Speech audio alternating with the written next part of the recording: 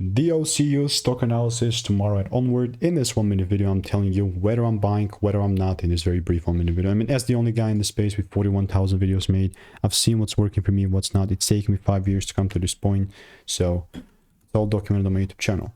DOCU, like, I haven't made a video in a while. That's why it's not so fresh and everything kind of looks cute. If only I saw a shift, only then I was doubling up on this, you know. And I saw the first one and then I kind of abandoned it, right? Like, I never even saw the first one. This is the first time seeing the first one.